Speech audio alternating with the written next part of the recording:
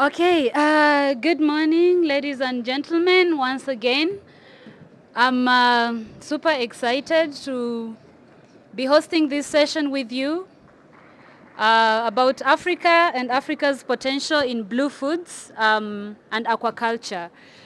And I'm going to ask the same question. How many of us eat seafood? Seafood, fish, whether from fresh water, salt water, lake, rivers, ponds. At least, I would say maybe 80% of us in here, except for a minority like myself, who doesn't eat seafood. It has nothing to do with protecting the ecosystems. It's just a personal thing because I enjoy seeing those animals in the water, not on the plate. But then we have to talk about it. How do we protect biodiversity? How do we protect our food systems? And how do we protect Africa's food security when it comes to blue foods? And of course, I brought you a very, very important guest. For those of us who stayed in with us, I have someone very important who will be joining us here for a keynote speech. And how many of us have heard of AU-IBA? AU-IBA, African Union IBA? Wow, and you're all member partner, or is it member partner states or member states? You're all member states and you don't know what it really means, AU-IBA. Yes, so you have a very important speaker who will be giving us a keynote to open this session to hear the state of Africa in terms of aquaculture, the state of Africa in terms of fisheries, the state of Africa in terms of blue foods, but also what is the way forward for the African continent in blue food security. And I would like to welcome, allow me to call you Your Excellency, to welcome His Excellency Dr. Mohammed. I don't know if it's doctor, professor. That's the problem when you don't do research on your, on your keynote speakers or your panelists. Why do I not do that? It's because I want you guys to go and interact with them online. You go follow them on LinkedIn. You go give them a follow on Instagram so that you can continue following their work and the work that they do. Allow me to invite His Excellency, Mr. Mohammed, who will be joining us here to give us a keynote for us to understand what is the situation for Africa in terms of aquaculture, and of course he will introduce himself briefly and then he can move forward with his keynote. Karib Sana, you're so much welcome. A hand of applause, please. Thank you. Blue economy experts at the African Union Inter-African Bureau for Animal Resources, AU-IBA in short, located in Nairobi, Kenya. I was requested by Madam Shamim to give a keynote speech at this very important gathering on blue food, specifically focusing on aquaculture. Our intervention, when I say our African Union intervention in aquaculture and fishery, is based on AU instrument.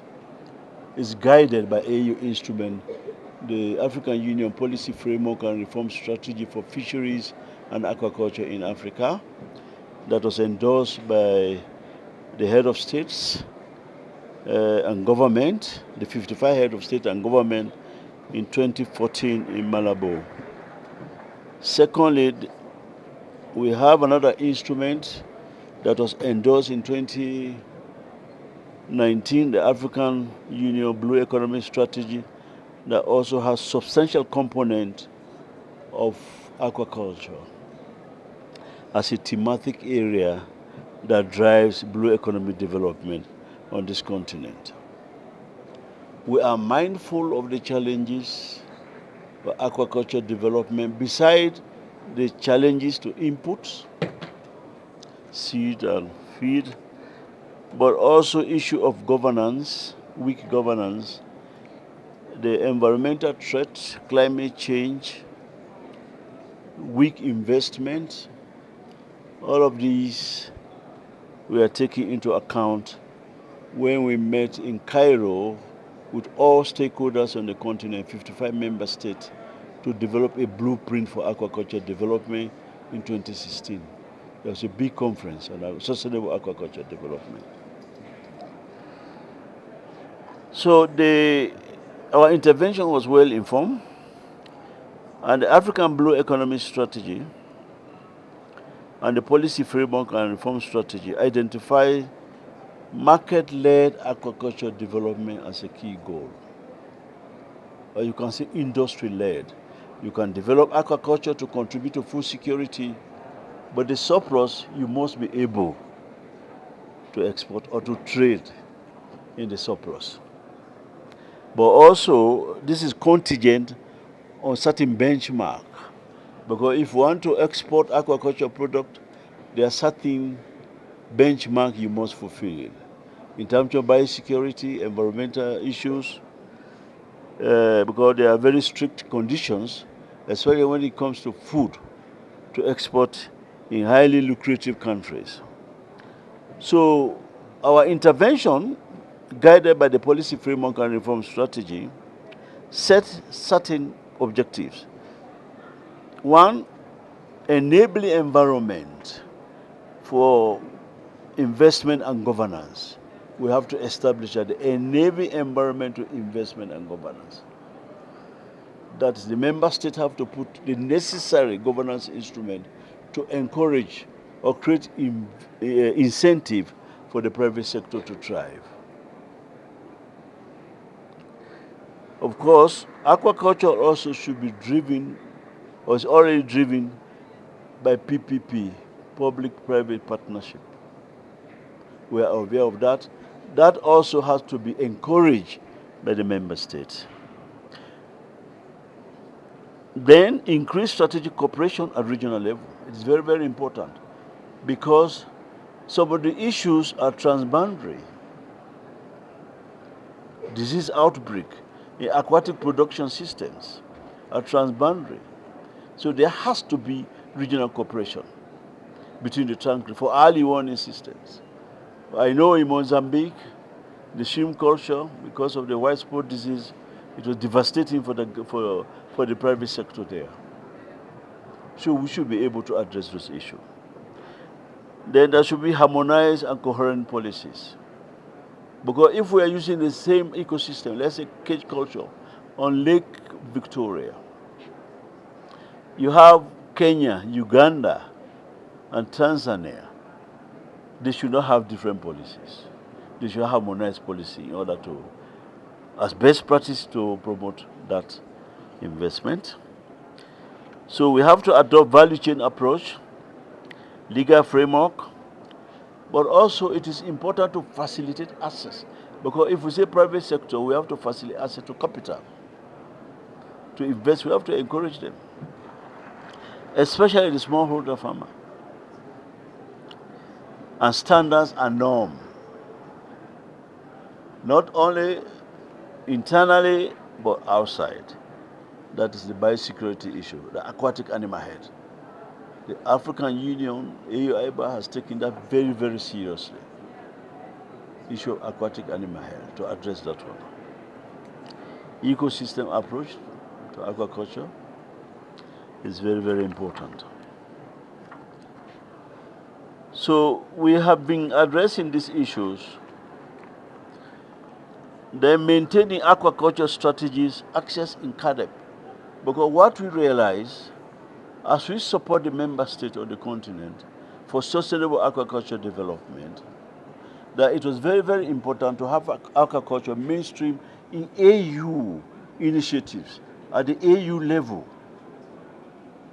by the government, by the PRC, by the member state level. When they come to Addis Ababa, the instrument they have, we should have aquaculture reflected there. Because it is only then you can promote investment, because we have a decision taking at that level. So in CADEP, for example, we are trying to mainstream aquaculture in CADEP issue. If you look at the newly promulgated Kampala Declaration, commitment number 3, there's a whole section on food and nutrition. Aquaculture is at the heart of that one, on environmental issues in aquatic production system. Now, What we realize in all this intervention we are undertaking, there is need to sustain our intervention. The capacity we are building in aquaculture development on fish disease identification, control, and surveillance is important. The regional environmental framework, the capacity building to bring countries together at the regional level to collaborate on environmental issue, on combating, mitigating climate change, they have to collaborate. We supported SADC Secretariat to develop in the SADC region biosecurity framework, for example. But they need to be sustained, even the capacity we have built. So the member state requested the African Union Commission, which AU-IBA is a part, to identify training institutions that will be endorsed as centers of excellence for training in aquaculture, training and research in aquaculture. So as at now, AU, the African Union, endorsed the Rose University in South Africa. Makerere University in aquatic animal is the only institution we are able to identify. Makerere University. There's some Nujoma University in Namibia. We have the Nafiri. You know Nafiri? Nafiri is in Uganda.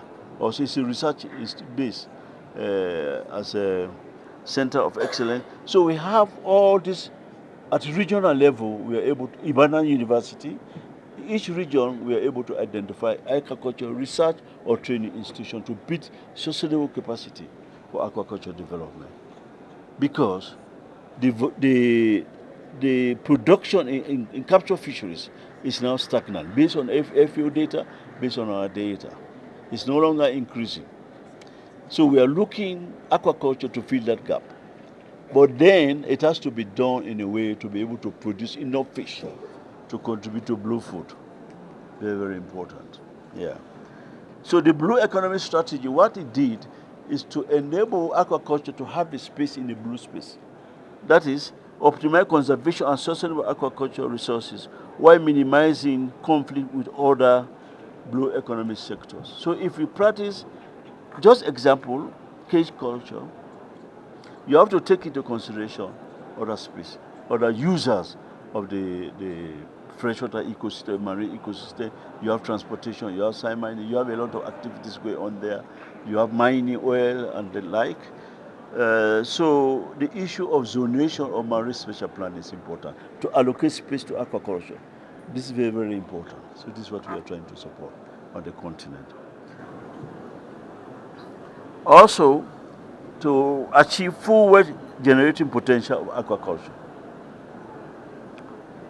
we should be able to achieve wealth. You remember in the beginning, the policy framework which was endorsed by our head of state was to promote industry-led aquaculture development. This is very, very significant. So we should be able to trade at inter-regional level and intra-regional level.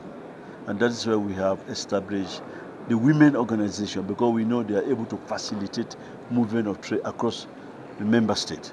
Our fishnet, I think you heard about our fishnet, African Women Fish Traders and Processing Network. Yeah, the president is from Uganda, Loving. Yeah. The whole idea is to facilitate, to increase their capacity and also put themselves in leadership role to negotiate at member state level and to facilitate trade across region. We are able to do that. Utilizing the framework by African Union, Africa Continental Free Trade Area. We don't forget that Fisheries is actively also involved in that one. Yeah. The next one is to inclusive. That is now the blue economy strategy, to take into environmental consideration also human welfare. We have to take that into consideration. Those who are involved in the production level of aquaculture or even along the value chain, it has to be human welfare, safeguarding the blue investment. Yeah. Now we have undertaken, I have told you, we have undertaken, it's not only strategy based on paper. The document endorsed at the AU level, we managed to roll it out. For example, the AU recognizes the aquaculture network of ANAF. I think you heard about ANAF. ANAF is to advance or to operational African Union strategy and the like, and also to ensure aquaculture development is based on evidence-based information on the continent. All members, all directors of fishery AU member states are members of ANAF. So we meet once in every year to discuss issue. Recently, we supported or we contributed to the WAS, the World Aquaculture Summit in Uganda. We are there. We had the ANAF meeting there, and also we have there was one in South Africa. How many years ago? We also contributed to that one. So we try to strengthen the African voice in aquaculture development in those meetings. So this is what we do. And the training, I think we could, that's for the first time, because we recognize the capacity on diseases, aquatic, terrestrial animal is abundant on the continent, but weak as far as aquatic animal health is concerned. So that informed our intervention to strengthen that capacity. We actually developed manual. Most of what I'm saying, all these documents can be available to the Secretariat. So this is very, very important to do. So I think there is a lot to do. In order to operationalize this strategy, we have the 10-year aquaculture development plan, which we developed some time ago. I think it's ending this year. You can list some of the strategic area. We have been working with FAO very closely in order to implement our strategies on the continent. I think I should stop there. There's more to do, because recently the final thing we have done, we have developed nature-based solution, and where aquaculture is prominently there. Continental strategy on nature-based solution. We'll be forwarding it to the AU summit. There's a AU, what's called the STC meeting, Specialized Technical Committee of African Union, in October, for them to adopt that one. And the nature-based solution using the natural processing aquaculture production system. You understand? Yeah, it has its environmental challenge, but you don't spend more. In terms of it's not intensive. So we are trying to promote that on the continent. So thank you very much. Thank you.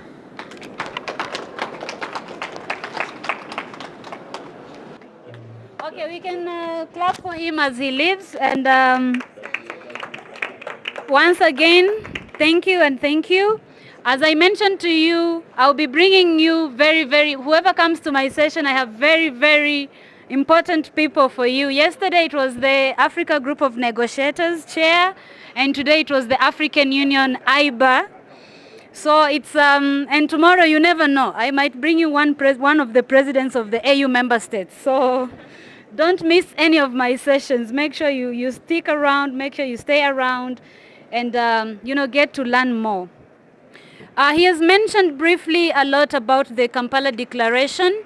If you really follow up with that declaration, it talks about more about food security, food nutrition for Africa, and blue foods is one of those key components that has been really highlighted. But also aquaculture as one of the main things that is going to be used or being used to bridge that gap.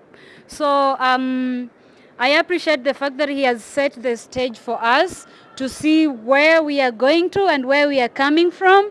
And I'm so excited and proud to invite my great panelists. As I told you, I have this behavior of not sharing the biography of my panelists so that I can give you homework. And my homework is that you go and read about them, you follow them on LinkedIn. Gen Z people, we follow them on LinkedIn, you follow them on Instagram so that you can continue following the work that they are doing in their spaces, the work that they are doing in their organizations or companies across Africa or outside Africa. But before I start off with them, I would like to begin with a very important clarification or distinction that often sometimes gets, is it blurry? You know when you take an image and you cannot see it clearly? It's blur or blurry, blurred, well, depends with your teacher of English. So most times we tend to confuse aquaculture and blue foods. Who can tell us the difference between aquaculture and blue foods? Anybody in the room? I have a gift. I think, yeah, anybody who wants to share blue foods and aquaculture, the difference? I love you all, the way you are. Just the way you are, nothing else. So blue foods are very critical. You'll be hearing from my panelists. You'll also be hearing from myself, because that is one of my most interesting area. Though I'm more interested also in MCDR, which was yesterday, marine carbon dioxide removal. But this is also a very critical part for me, blue foods, because do you know how many people that blue foods feed across the world? Can anyone guess? 6? If you believe in yourself, raise your hand. How many? 600 million? If you're my student, I would give you I'll give you this. How many? It's more than 3.3 billion people globally. That is only blue foods, meaning it plays a very significant role within the food ecosystem, within food security, but also, with the whole component. And so we've looked at how is the government integrating blue foods and aquatic food systems into its climate adaptation and food security agendas, especially on the higher level with the African Union.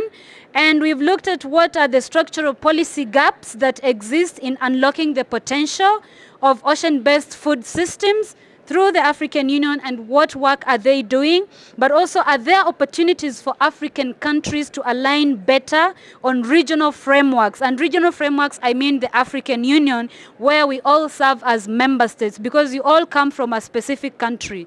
Though you do not represent that country, but you come from that country. So I would like to, wow, gender. Yeah, it's our agenda is balanced, by the way, so I don't need to be, we have 2 women and 2 men. Is that gender balance, right? That's gender balance. So yeah, allow me to sit and join my panelists. So I don't like this thing of panelists. It's, yeah. So I would like to start with, I don't know who to start with. I would like to start with Tim. Could you briefly introduce yourself so that they can know you? Because as I said, I cannot do it. I want them to go and read about you and tell us one question on can you share more on, how should I put it? Regenerative aquaculture models that differ from, the conventional approaches that we have at the moment, but also by starting to introduce yourself and make sure you're as vibrant as me and you're as loud as me. You're welcome. Thank you, Shamim. Yeah, hard task to be as vibrant as you, I must say. I'll try. So yes, my name is Timothy Kluker. I am a aquaculturist. I originally come from Zimbabwe, but I have been based.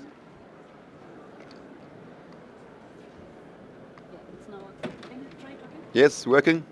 Fantastic, great. So, yes, name is Timothy Kluker. I come from Zimbabwe. Unfortunately, we do not have any ocean coastline there, so I migrated my way across the coastline.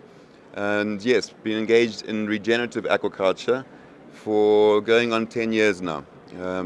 Principally working with the species of sea cucumber, which is nearly absent from the world's oceans, but has dramatic potential to be able to transform coastal economies as well as regenerate vast areas of a critical blue carbon ecosystem, seagrass. So your question is regenerative aquaculture. How does that compare to traditional aquaculture, and how does it fit into blue foods? So yeah, I work in a field which has got a rather bad name over the last few decades, and for rightfully so. Aquaculture has been principally a monoculture crop, usually requiring a lot of external feed, and often has a lot of negative consequences for the natural environments around it. Now, it is absolutely critical, aquaculture, as a means towards feeding our world's growing population, as well as reducing our reliance on extractive fisheries. Now, our oceans can only take so much fishing, so we really need to be pushing forward blue foods that come through aquaculture. And what regenerative aquaculture is methods of farming aquatic organisms which actually have a net positive benefit to the environments in which they are farmed within, while in many cases ranched, which is a little bit of a difference, because ranching is an incredibly regenerative and extensive, we can say, aquaculture model, whereby we are utilizing the natural carrying capacities of the environments in which we use. And in the case of certain species like sea cucumbers, we are actually reintroducing species that should be there at the densities that they were prior overfishing. So the real key difference between aquaculture and regenerative aquaculture is principally that the actual practices of farming the aquatic species actually has a net positive benefit. So in the case of sea cucumbers, for example, in seagrass meadows, these animals used to be found in abundances, often exceeding tons per hectare. They were the principal species that used to inhabit seagrass meadows and played an enormously vital role in maintaining the health of these habitats. Now, they have been overfished for not century but millennia across the globe's oceans, and we are only now realizing how important they are to the habitats in which they should be. And we are investigating how, through regenerative aquaculture, we can find ways to support coastal communities whilst restoring critical nearshore coastal habitats. So, yes, blue food's critically important. Aquaculture is going to be the only way that we can feed the world whilst reducing our reliance on extractive fisheries. And let's hope and find more ways in which we can make aquaculture regenerative as opposed to damaging to the ecosystems in which they are placed. It's a sincere pleasure to be here. I'm Teresa Reich, Senior Nature Finance Advisor at FSD Africa and the African Natural Capital Alliance. So what we do as an organization is we work on scaling sustainable finance. Our slogan is make finance work for Africa's future, predominantly through financial market experts that are the majority of our team. We span the whole spectrum of sustainable finance. So we do a lot on climate finance, we do gender, we do inclusive finance. And I specifically am part of our nature team. So our core objective is to scale nature positive finance while in parallel reducing nature negative finance. And we cannot do one without the other, as global nature negative financial flows accrue to up to 7 trillion every year, whereas positive flows are more around 200 billion. The way we drive this work is across 4 key pillars. We work on the enabling conditions, on the policy landscape. So we work with policymakers on creating roadmaps, on creating the right enabling incentives to scale finance and also to redirect currently harmful financial flows into more positive practices. This also includes working with central banks, for example, and setting sort of the rules of the game. That's pillar 1. Pillar 2 is we do a lot of work on capacity building. This is also something that we heard from the honorable keynote speaker, a critical enabler. So we work both on the institutional level, so far have trained over 20 of the leading financial institutions across the continent on how to systematically integrate nature considerations into their investment decision making and portfolio management, but also on the individual level, because at the end it's individuals who change institutions and change the world. So we also run executive training programs with the University of Oxford and the African Leadership University to build this new generation of African nature finance leaders. The third pillar that we work on is data and metrics. One always hears when one engages with financial institutions, yes, we want to do more on, let's say, regenerative blue economy investments, we want to do more on nature, but there's no data. There's no metrics. We cannot move if we don't have that transparency. So we set up public data facilities. We work with key standard setters across the globe to create rules of how reporting would work and how to ensure transparency. And last but not least, and I think that now links more specifically to this conversation, our 4th pillar, and one of our most important ones, is really on investment catalyzation and pipeline generation. So how do we increase the amount of investable opportunities in areas like regenerative blue foods, for example? Here we do work that spans from acceleration. We run a series of accelerators. TECA is part of our portfolio, an accelerator that we incubated located in Nairobi. We run a CAPE accelerator on enterprises which use carbon as a core revenue stream. We're partnering with Outrigger Capital, for example, on developing pipeline across African Indian Ocean states on sustainable blue economy opportunities. And we're currently also setting up an additional, you can never have enough accelerators, setting up an additional accelerator supporting enterprises that work across the spectrum of nature positive interventions but don't have carbon as a primary revenue stream. Next to that pipeline generation piece, another thing is how can you deploy innovative financial instruments as a way to increase investment attractiveness. And I think this also, very much links to sort of one of the core questions: how can one scale more financing, for example, into enterprises that work on regenerative blue food systems, and many of them being SMEs.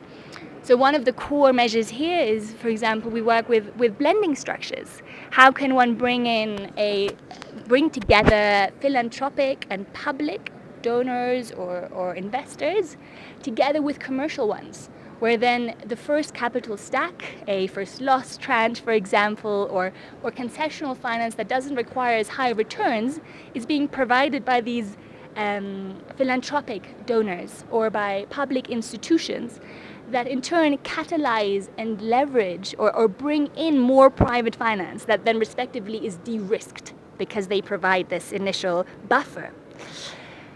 Another thing is, how can you, for example, aggregate many smaller enterprises that in themselves wouldn't be attractive for investment because the due diligence cost is so high that it's not really worth the return. So we work a lot on bonds, for example. Blue bonds are a very interesting example, bringing together different projects under one financing structure and thereby decreasing the cost of transactions and increasing investment attractiveness. There are also things like sustainability-linked loans, for example, that make it then easier for the enterprises to access this type of finance. These are loan structures where your interest rate decreases depending on how effectively you reach certain environmental targets. So the more sustainable you are, the lower your cost of capital, for example. So yeah, it's really a full spectrum that we work on. And I just want to end with saying that particularly blue finance has become one of our core priorities as an organization. We've realized, having now been working across nature finance for several years, that oceans can fall through the cracks if not very intentionally tackled. And that's also one of the reasons why SDG 14, Life Underwater, is the most underfunded SDG of all. Oceans at the moment receive less than 1% of global climate finance flows. It's shocking.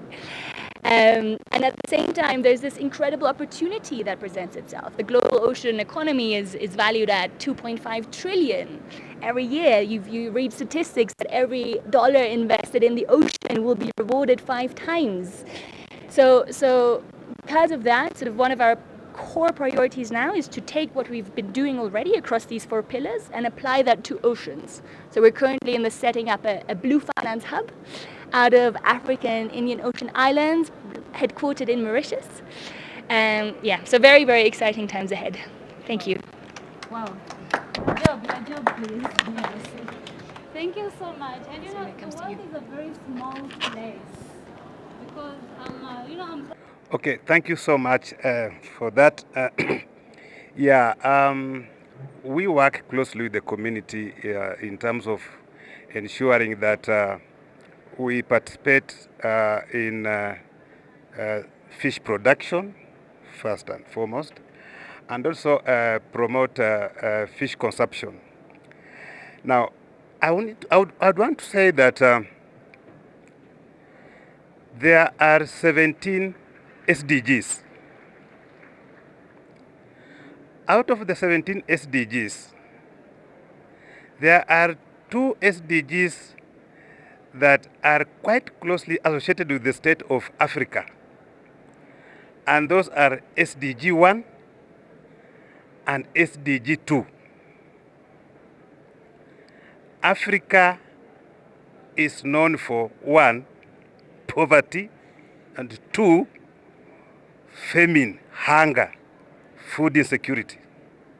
So that makes blue food a very critical agenda. But is it? So one of the things that we do is actually advocacy. But I would like to pick up from where Dr. Mohammed just left. So our key role is to advocate on policies that will contribute to Africa's food security. So PFRS is a very critical roadmap in this particular agenda. SSF guidelines are very critical in this particular agenda. Blue Food Transformation Roadmap by FAO is a very critical agenda. But even as we recognize that SDG 1 and SDG 2 are very critical for Africa, what is our level of commitment? As my colleague has just indicated, and I think this is my third session, there is one very consistent message that the ocean has been receiving the least funding. What an irony that an ocean that can feed 3.3 billion, probably to also stave off to address issues within SDG 1 and SDG 3, is actually receiving the least funding. So where is the commitment to address SDG 1 and SDG 2, which is more prevalent in Africa, when the funding is only at 1%? About 2 years ago, we did something called policy gap analysis, small-scale fisheries policy gap analysis. And we wanted to understand the commitment of countries to Blue Food agenda. Now, one of the things that we found out was that fisheries docket is one of the dockets that is heavily under-resourced.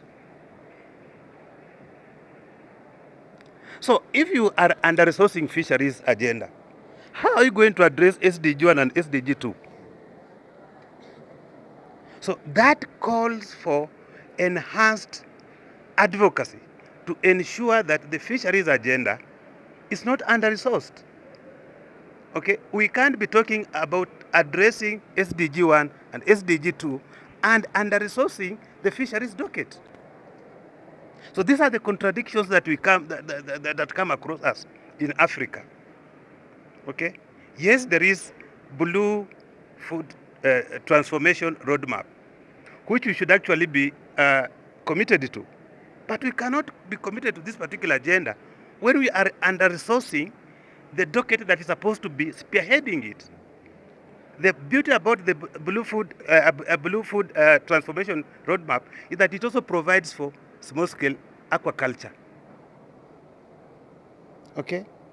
So we should match our word with our commitment to resourcing, to be able to realize what we needed to see, the impact that we aspire to enjoy from the Blue Food agenda. Thank you.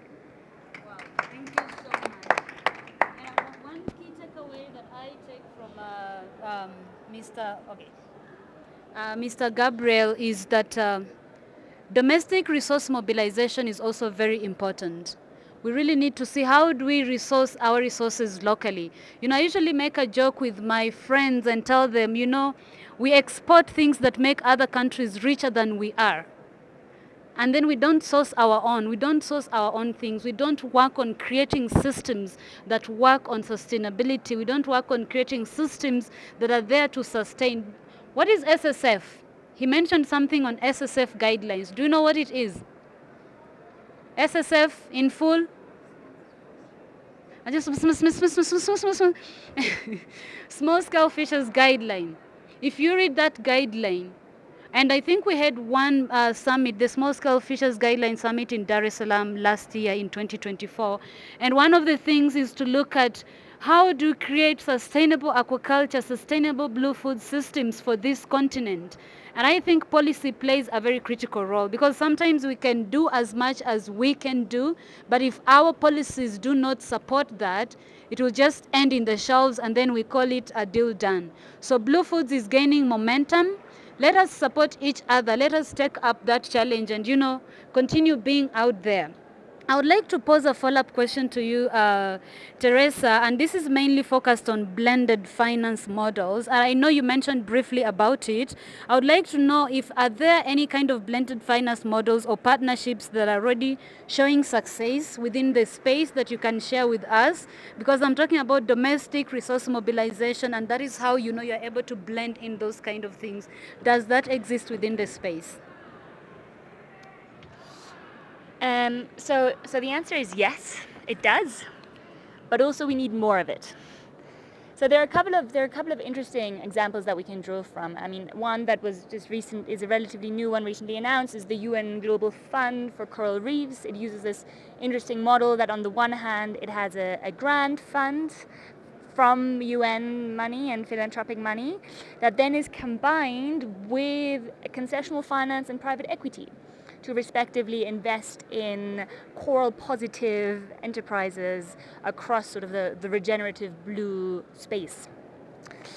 Another one that I had briefly mentioned earlier is Outrigger Capital. They've just raised, or are in the process of raising, a 300 million blended fund using sort of a first loss, concessional, and then sort of senior capital structure, specifically to finance blue economy enterprises, including a big focus on blue foods across the SIDS, so small island developing states, which you could also rename as BOSSes, big ocean states, that, however, in strong need of funding, have very dedicated needs, and that fund is very much tailored to that.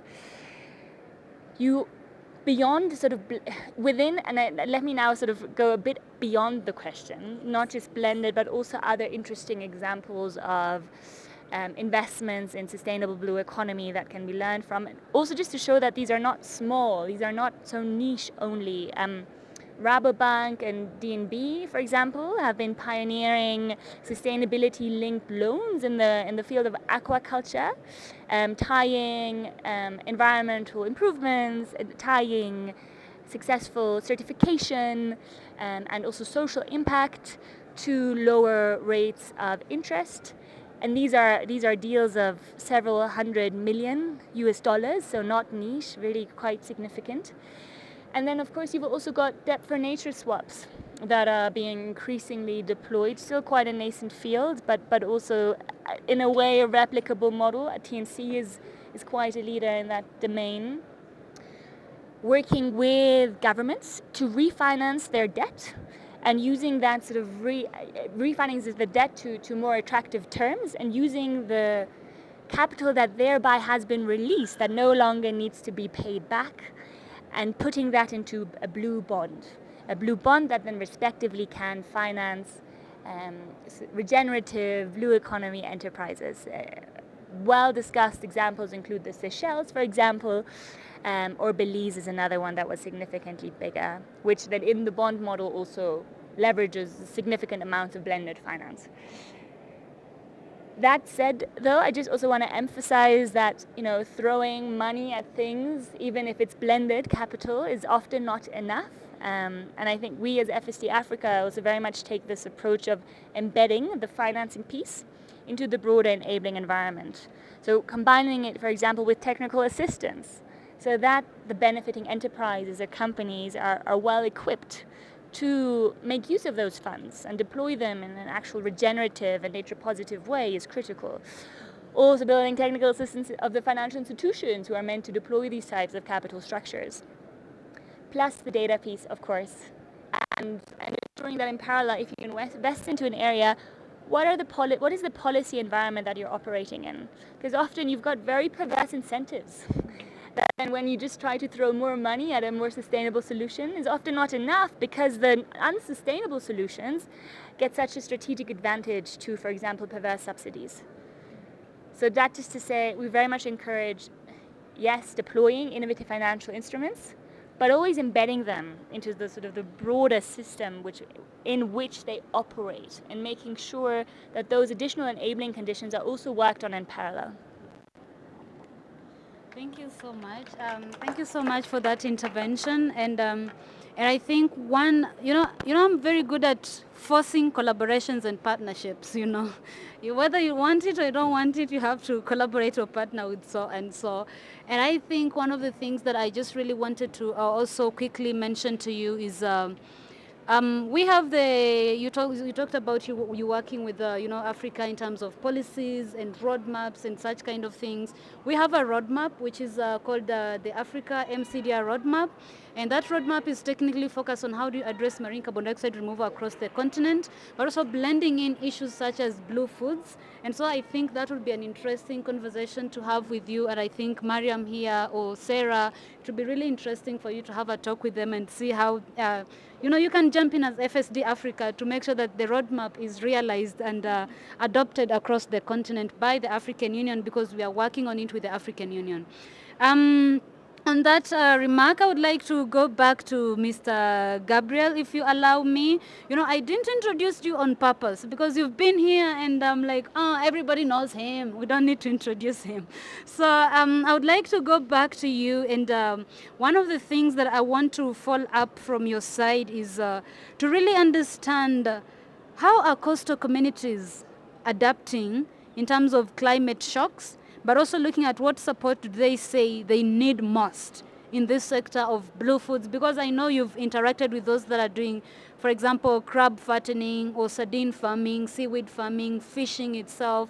What are the things that they really mentioned they are really in dire need of, and how can they be supported? Because we are looking for solutions, not just talking about the problems. We know the problems are there, but then what are the solutions that we can provide together in this room? You're welcome. Okay. Okay, thank you so much for that question. I think, like I indicated in our work, the communities play a very critical role. And in terms of adaptation, I think one of the issues we are looking at first and foremost, before we come to the community level, is we are currently looking at how governments are taking up the issue of adaptation generally. And if you are aware, we have different countries submitting national adaptation plans to the UNFCCC to be able to indicate how they are adapting to climate change. Now, for us as Earfish and AfriFishNet, we are deliberately making efforts to understand how adaptation measures particularly target blue food agenda. So that, because adaptation is a very broad issue, so you have to focus on what is of interest to your agenda. And in our interaction with the communities, one of the issues that they have actually identified is to increase the resilience of their activities, so that the climate change issues does not affect productivity on their part. So that, yes, we're going to have climate change, but that should not affect fishing activities as it were. So that becomes very critical, because you know that if that affects their fishing activities, it's going to affect their livelihood. So what we are trying to understand are the specific adaptation measures that are going to be brought out, and the support should come from member countries towards these particular communities, because they are vulnerable. We can't be talking about adaptation issues at the higher level when we are not able to bring out the specific needs of the communities in this particular agenda. So we are doing some kind of comparative analysis to understand what various communities across Africa, to understand what these particular communities need in terms of support, so that as we talk about lobbying various actors to be able to support these particular groups, we understand the particular needs that they have in place. And our initiatives target the the UN system, the African Development Bank system, the World Bank system, which are releasing support towards adaptation measures. But we are also engaging with national governments to be able to understand how support can be able to reach the communities directly to ensure that livelihoods are not disrupted by the climate change issues. Thank you. Wow, thank you so much. Maybe you can pass over to Tim. I want to do a quick follow-up with you. I want you to share with us what are some of the barriers and that most innovators face. Because I'm an innovator, I'm an entrepreneur, and I know the pain of being an entrepreneur, especially in an industry that is, it's underfunded, does not have money, does not have resources, under-resourced. So I would like you to share with us what barriers do you think innovators face in scaling sustainable aquaculture across African coastal lines, given the fact that you've been engaged in sea cucumber farming and in Pemba, of course, Pemba Zanzibar is the same island. What are some of the nitty-gritties that you can share with us? Great, it's a fascinating question. And I just wanted to go back and say I'm sharing the panel here with some very interesting folk and who are coming in almost in a pincher movement towards how we can overcome these barriers that are restraining the growth of aquaculture along the shorelines of Africa. And just to take a bit of a broader perspective on that question about what's restraining not just innovators but African coastal communities from really engaging in the opening industry of aquaculture in Africa. And I think that's really a key piece of that is that for the longest time we've been promoting a livelihood-based approach to aquaculture development. Now, what is a livelihood and how do you scale a livelihood, and why is this part of the reason why we are seeing 3 generations of seaweed farmer who are living in the same poverty trap, who are not able to scale their productive capacities to be able to go beyond a livelihood towards an enterprise? And I'd also like to think about, is this one of the big reasons why there is such a limitation of funding for African aquaculturists and blue food production, is because we have failed to push beyond livelihoods into an enterprise approach, which is the only capacity to be able to draw financing is if you have an enterprise that can actually make returns, can pay back loans, this is really a key piece of the puzzle that we need to get past in order to be able to bring African coastal communities into the aquaculture industry as key players, as players who are actually making revenues from this that can scale. We've seen a host of aquaculture projects across Africa fail, I would say, principally for that reason. And this is what we are seeing now is a renewed interest in financing. Okay, maybe it's 1%, but it's growing. We are seeing new financial flows, new financial mechanisms. And I really think a challenge for us now in Africa is finding ways to ensure that that funding, as it starts growing, is able to be channeled to the coastal communities who are our champions of resource management. We've got an enormous labor force along the coastlines of Africa who are unfortunately limited now either to livelihoods or to providing labor for enterprises that are often foreign owned and that do not drive the revenues and the capacity and the capital capacity into coastal communities themselves. So I think that innovation in the aquaculture industry in Africa, we need to start focusing on enterprise development with the communities that we are working alongside and for our populace in African countries, and start to channel this growing interest in financing towards groups, whether they are BMUs in Tanzania, Kenya, whether they're SFCs in Zanzibar, but groups of coastal resource managers who can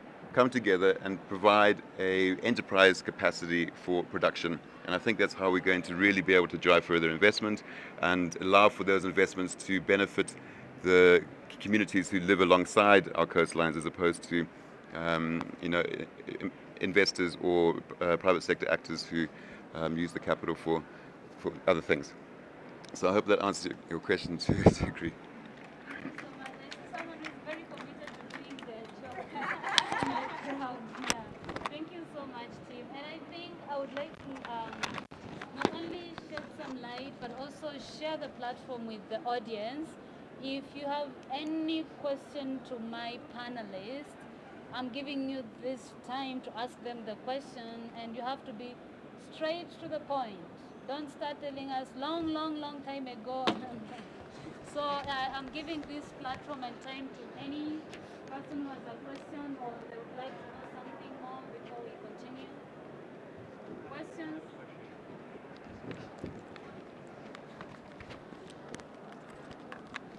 Thank you. I think my question is to Tim, right? Is that your name? Is that your name? Yes. So I have a question about sustainable agricultural financing. I think every single climate summit. Oh my God! Oh my God! I'm sorry. I was using. Sorry. I'm sorry. I'm sorry. Can you hear me now? Okay, so I think my question is related to sustainable agricultural finance. I think every single year the issue of climate financing is a top issue.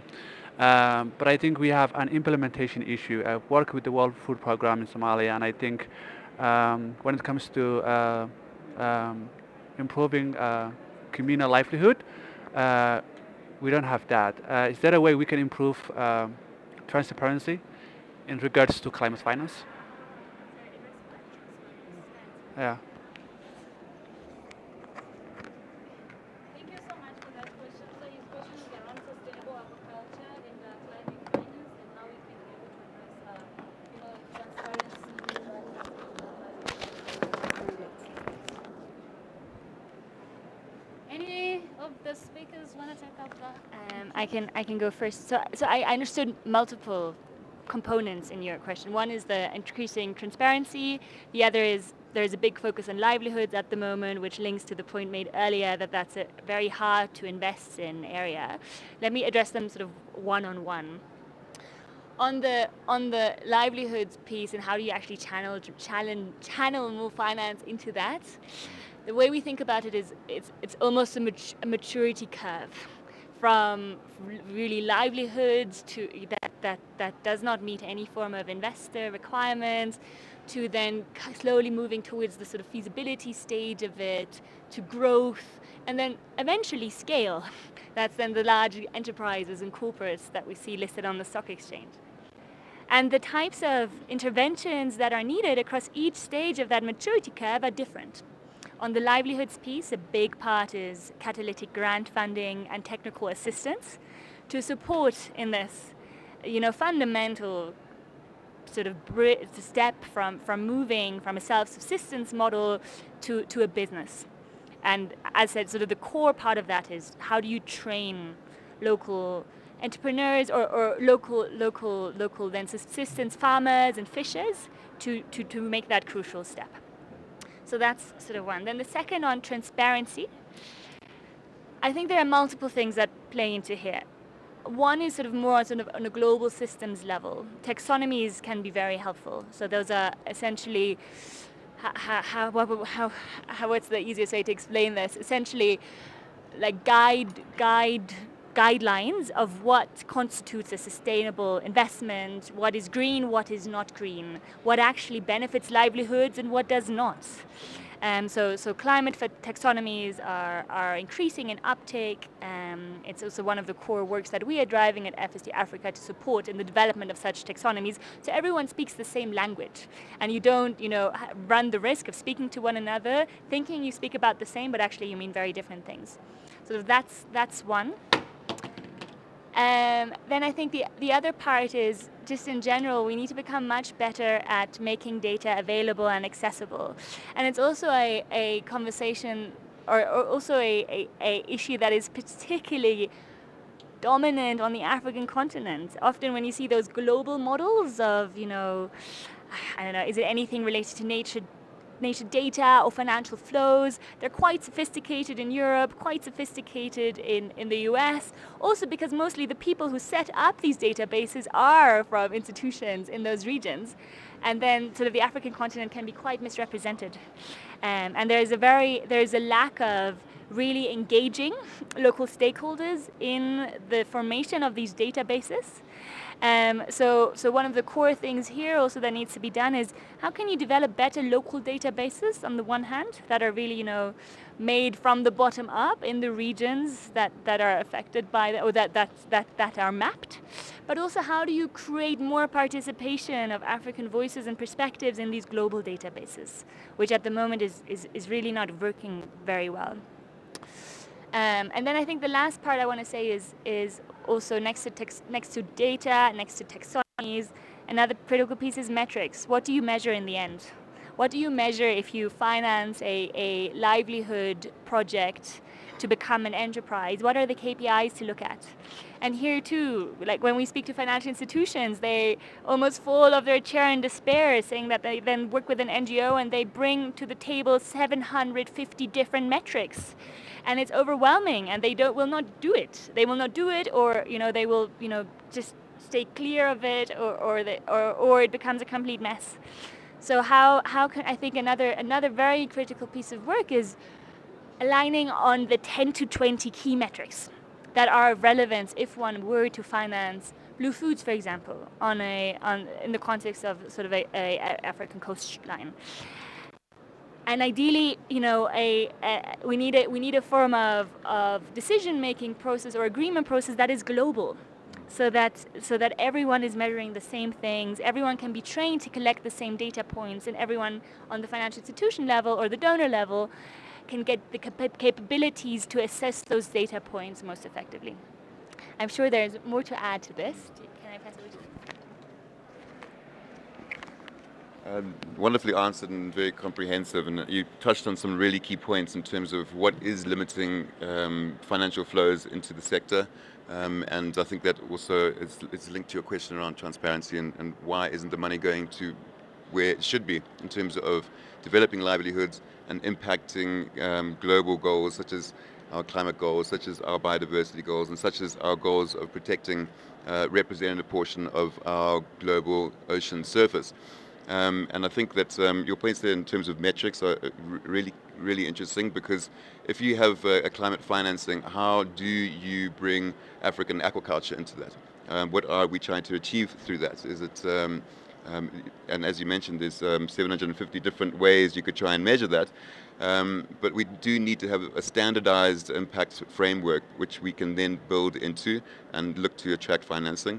And I think that a key piece of missing from the puzzle of how do we build from non-investable livelihoods into investable enterprises is that missing private sector link, which is to provide those needed services and inputs and technical support to allow coastal communities to engage in profitable aquaculture at an enterprise level, and to be able to build up successful case studies that we can then begin to measure the impacts and metrics, so that we can then motivate for further financing. But we unfortunately are stagnating in the field because we don't quite clearly know what we are working towards. Those metrics are not quite clearly set yet.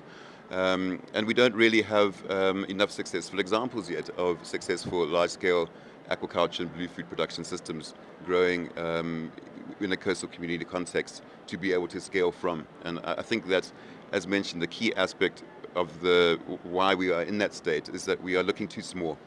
We really need to look larger in how we are going to create community enterprises that can then begin to attract the financing needed to grow the industry, the community-based aquaculture industry. Okay, question, thank you. One last question. Okay, two. You can ask the two, you can ask the then. Okay. Awesome. Thank you, panel. My question's for Teresa. You spoke about a couple of different types of structures, blended finance, and you also spoke about not carbon finance. I'd love to hear about what some of the other revenue streams from these blue instruments are, and also how debt is being secured for some of these funds, if you can touch on that for a bit. Mine is just an addition, and when we are talking about the African leadership in sustainable fisheries and aquaculture, I think one thing that the moderator mentioned is to ensure that we force collaborations. And I'm glad that where we sit as AfriFishNet, as our continental platform, we sit on the STCALW that Dr. Mohammed mentioned. And one of the things that we are trying to do is to ensure that we urge our governments to be in the forefront when it comes to the blue foods discussion. Because we've been participating in this particular discussion since the Dubai COP 28. Last year we were in Azerbaijan for the COP 29 around the aquatic food systems, but there's little participation of the African member states in this particular discussion. So we cannot be talking about food security for our continent when we are not participating in this critical segment of the food security and nutrition. So I would urge that we work together, especially as the civil society and non-state actors, to put our governments on their toes so that they can be able to answer to their commitments, especially like the recent Kampala Declaration. Thank you so much.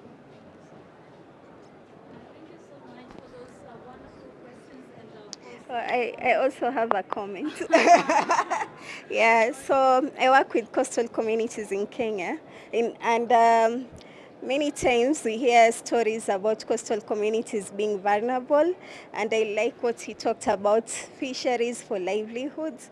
Like, how can we change that narrative? And this discussion gives me hope.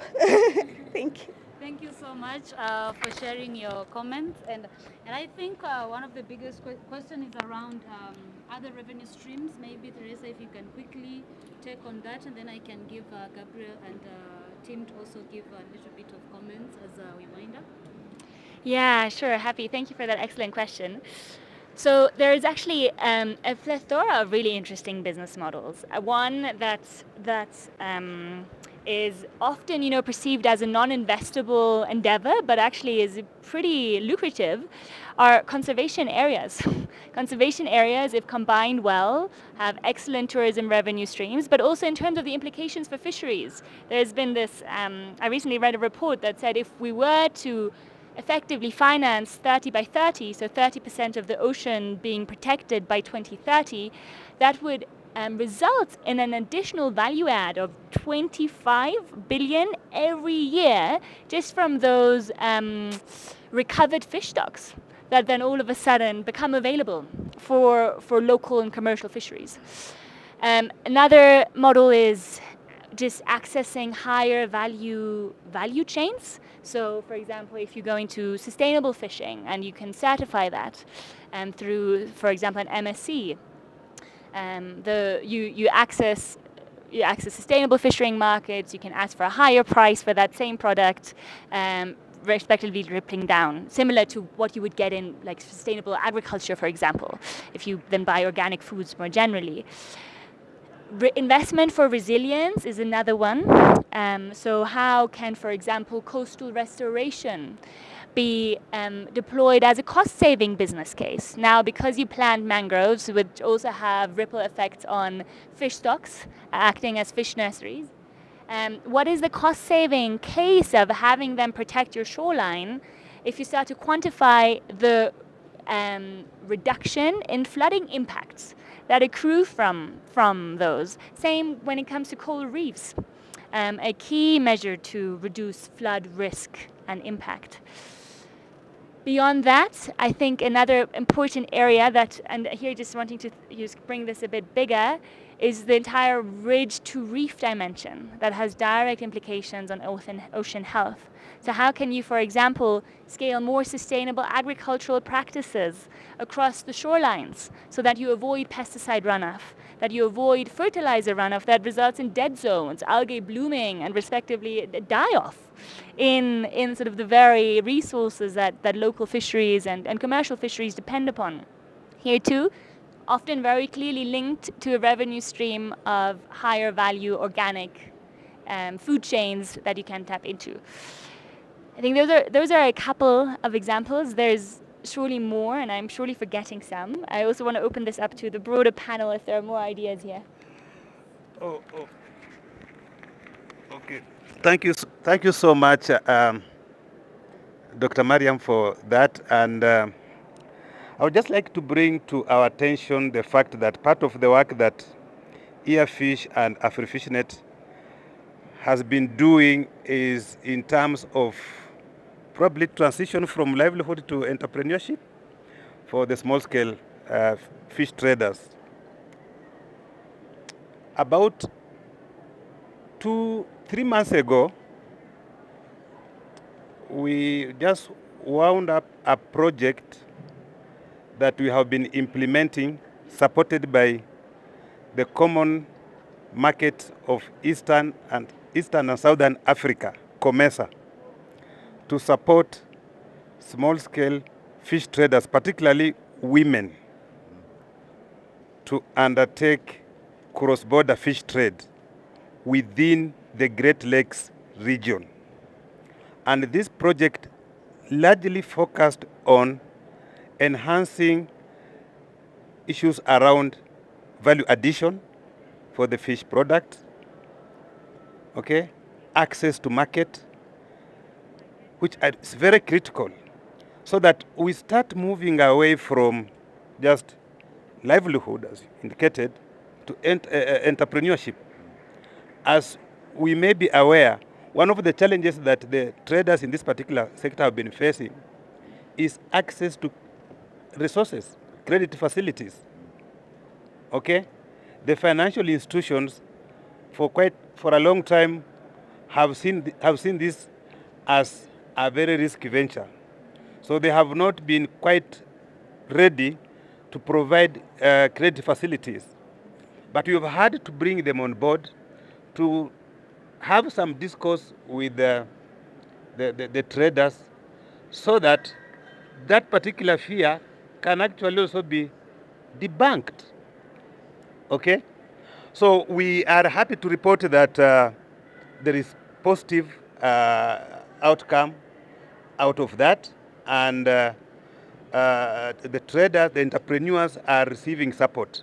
In fact, based on that particular project, some of the actors, such as IFAD, were again able to provide support to the traders to be able to expand their businesses. So I think we are starting to experience a kind of paradigm shift, okay, in this particular sector.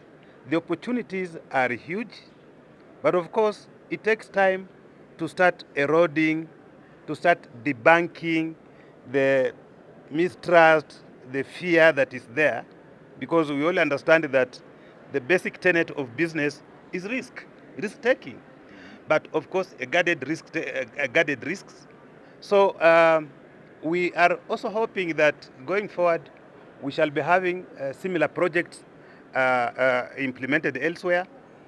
In May, we were in Madagascar to share that kind of initiative, and there was actually request to have it replicated there. So we are working on an arrangement where the model that we had in Western Kenya is replicated in one of the SADC countries, and hopefully other other countries in the SADC region. Thank you so much.